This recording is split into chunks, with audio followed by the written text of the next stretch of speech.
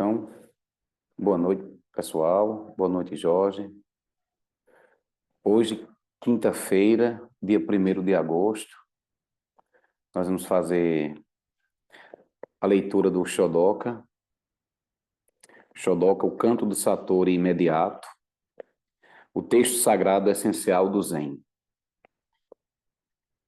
A gente vai fazer hoje a penúltima leitura desse livro, né?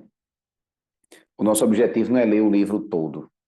O nosso objetivo é ler alguns trechos, algumas partes do livro, para que as pessoas fiquem sabendo qual o conteúdo da obra, possam também adquirir a obra e fazer os seus estudos, né? E continuar na sua prática.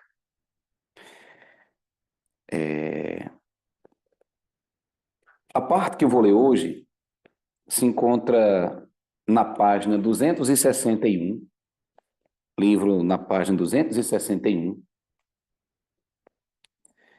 Não é um verso, na verdade é um texto no final do livro.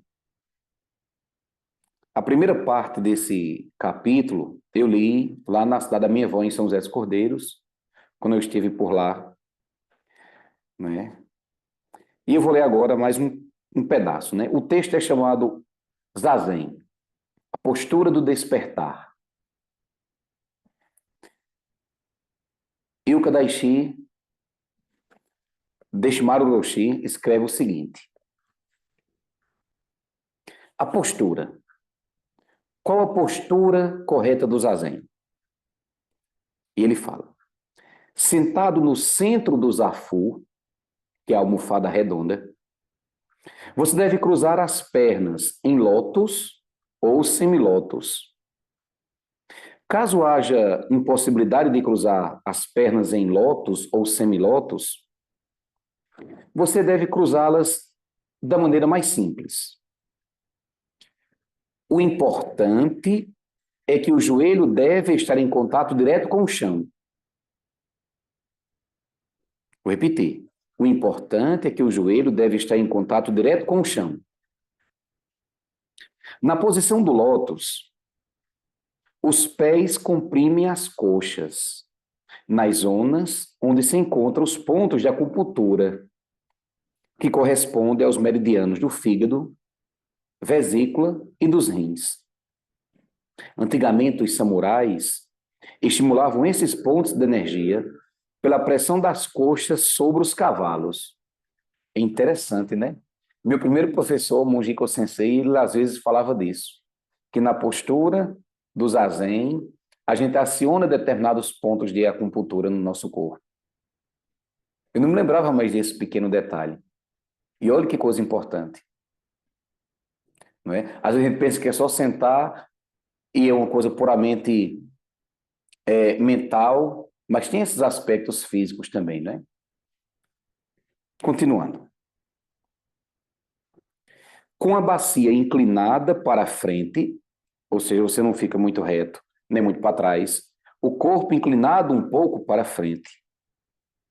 Olha agora, no nível da quinta vértebra lombar, a coluna vertical deve estar bem esticada. O tórax reto. Pressiona-se a terra com os joelhos e o céu com a cabeça. Isso é muito agradável de fazer. Então, você, joelhinhos encostados no chão, pressiona a terra, o chão com os joelhos e a cabeça para cima, apontando para o céu. O queixo deve estar para dentro. Dessa forma, a nuca está esticada, a barriga distendida e o nariz na vertical do umbigo. É como se o nariz e o umbigo estivessem totalmente o quê? Alinhados. Dessa forma, somos um arco esticado, cuja flecha é o nosso espírito.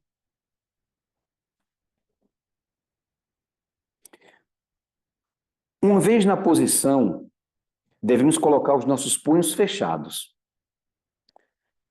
prendendo o polegar sobre as coxas perto do joelho E balança-se o tórax bem ereto, para a direita e para a esquerda, umas 7 ou 8 vezes, reduzindo pouco a pouco o movimento, até encontrar a vertical do equilíbrio. Então, balança o corpo um pouco e, naturalmente, você vai encontrando qual o seu ponto de equilíbrio. Lembrando, joelhos pressionando a terra e a cabeça voltada para o céu. Então, devemos fazer gachô, mãos palma com palma. Ou seja, juntam-se as mãos diante de si, palma contra palma, na altura dos omoplatas. Os braços devem estar dobrados, bem horizontais. Isso é uma coisa bem japonesa, né? Essa perfeição no gesto, né? Nos movimentos. Você não fica assim, você não fica muito assim, você fica ereto, certo? O gachô, as mãos, palma com palma, deve estar um pouco afastada do queixo, em torno de um punho, mais ou menos nessa distânciazinha aqui. Quando a gente fala para a câmera, hoje em dia a gente precisa baixar um pouco a mão para poder as pessoas que têm alguma dificuldade de ouvir, fazer leitura labial, possa, por exemplo, utilizar dessa prática assim. Certo? Então vamos lá. Continuando, já estamos acabando. Vamos mais.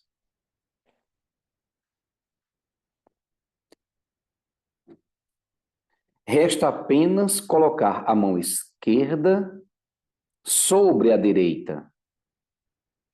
As palmas devem estar voltadas para o céu, para cima, contra o abdômen. Os polegares estão em contato um com o outro, pela extremidade, ponta com ponta, que é o mudra cosmos. A mãozinha desse jeitinho assim. Né? O mudra cosmos. Ou seja, o universo está em nós, nós estamos no universo, nós somos o universo. Né? O universo está sob nossa responsabilidade.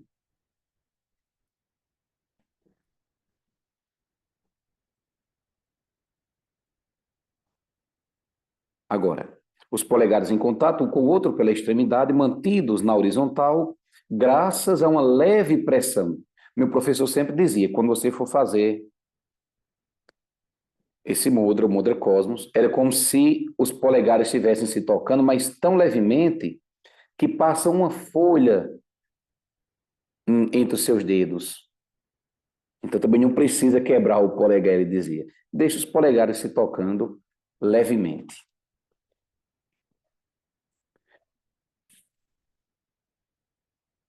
Os omoplatas caem naturalmente. Um pouco para trás. Não fica encangado assim, não. O cara fica com uma das coisas que a Moji me falou, meu filho, coloque seus ombros para trás, o peito um pouco para frente. Porque às vezes a nossa cultura nos ensina muito a ser o coitadinho, né? O bichinho da história, aquele que sofre, aquele que paga o pecado, que sofre. Não, os ensina aos praticantes altivez. Então, peito para frente, ombros para trás, caído naturalmente.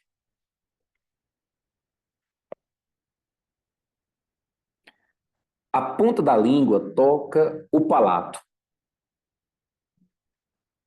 A língua toca o palato, ou seja, a parte atrás dos dentes, naturalmente.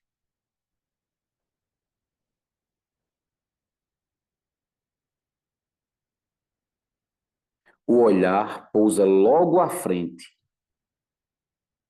O olhar caído, 45 graus, que a gente chama. Ou seja, você não fica olhando nem para um lado nem para o outro. O olhar caído naturalmente, 45 graus. O olhar pousa logo à frente, a 1 metro de distância, ou mais ou menos isso. Ele está de fato voltado para o interior. O seu olhar está voltado para o interior. Os olhos semicerrados, os olhos semifechados, não olham para nada. mesmo assim, intuitivamente, ele vê tudo. Então, essa é um pouquinho da postura do Zazen. Nós vamos encerrar, porque eu tenho algumas atividades monásticas para fazer e ajeitar ali a nova casa-templo para o retiro de final de semana. Como diz o meu... Fui conversar com o meu professor esses dias, aí ele estava dizendo como é que estão as coisas. Disse, estão bem, Iko-sensei. Estamos organizando para fazer um retiro lá, para conhecer o espaço, para sentir o espaço, para depois abrir para as pessoas poderem ir praticar com a gente. Não é? E ele diz, é como a gente diz aqui na nossa região, vamos amaciar o espaço, o novo espaço, a nova casa-templo. Né? Então, esse final de semana, dia 2, 3 e 4, sexta, sábado e domingo, vai ter um grupo pequeno e a gente vai fazer as práticas, nós vamos fazer um retiro. E esse mesmo retiro, guardado as proporções, nós vamos repetir para o público. Aqueles que desejarem se inscrever vão poder participar, certo? Eu estou vendo a data. Eu tinha colocado dia 10 e 11 de agosto, mas uma praticante, a Rita San, que mora em Natal, ela disse, monge, talvez o senhor não tenha atentado, mas vai cair um dia que é o Dia dos Pais. Aí eu, prontamente, obrigado, Rita San, e vou fazer a correção lá no grupo. Talvez fique para o outro final de semana. Nós vamos fazer um sábado e um domingo, certo? Então, uma boa noite para você, um bom dia para você que assiste durante o dia, uma boa tarde para você que assiste durante a tarde. E vamos lembrar que a prática não é quando a gente está aqui sentadozinho nos afunão. Enquanto a gente está sentado aqui, está tudo bem. Por mais incômodo que a gente tenha físico, mental, emocional, tá bom demais. O problema, a prática verdadeira é quando a gente se levanta do Zafu, é quando a gente vai se relacionar, é quando a gente vai trabalhar, é quando a gente vai se relacionar com as pessoas, com os objetos e com as situações. Essa é a verdadeira prática. Por mais dificuldade que a gente tenha em fazer um retiro, o retiro é uma morte programática da gente. A gente se programa para morrer no retiro.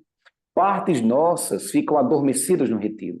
Os relacionamentos que criam tensão, eles ficam ali adormecidos, porque a gente não está em contato direto com as pessoas e com as situações. Então aquilo meio que morre. E ali começa a surgir uma nova forma de operar mente, corpo, a consciência. Sempre procurando o quê? Voltar para o presente, para o aqui ou agora, que é onde a nossa vida está acontecendo. O Zen é principalmente isso. Estar presente, atento. E como as cachorrazinhas já latiram, ela está dizendo que chegou a hora do final. Uma boa noite e até a próxima. Tchau, tchau. Boa noite.